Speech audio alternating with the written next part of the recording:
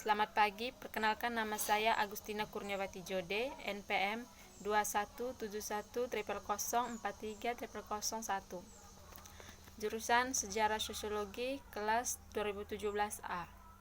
Pada kesempatan ini, saya akan membahas tentang Maklumat X yang dikeluarkan Wakil Presiden pada tahun 1945. Maklumat X tanggal 3 November 1945 adalah maklumat yang ditandatangani oleh Wakil Presiden Muhammad Hatta. Maklumat X merupakan awal dari terbentuknya sistem multipartai di Indonesia. Maklumat X tanggal 3 November 1945 bertujuan untuk memperkuat perjuangan bangsa Indonesia.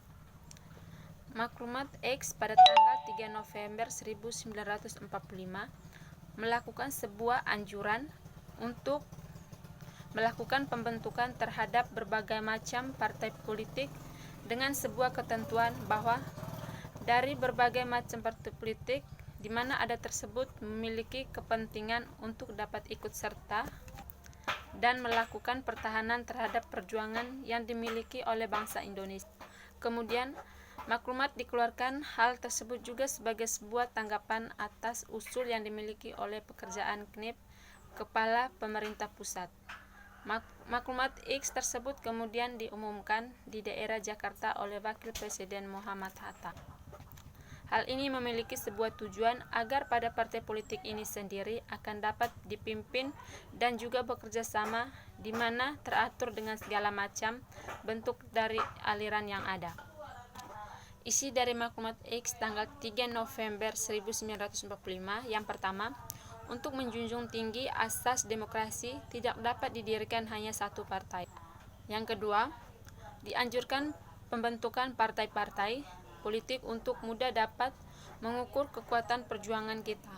Dan yang ketiga, dengan adanya partai politik dan organisasi politik, bagi pemerintah mudah untuk minta tanggung jawab pada pimpinan-pimpinan barisan perjuangan.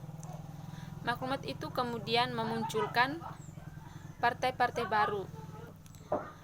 Dan dari inilah Indonesia mulai mengubah sistem pemerintahan dari presidensial ke parlementer yang diawali dengan Kabinet Syaril.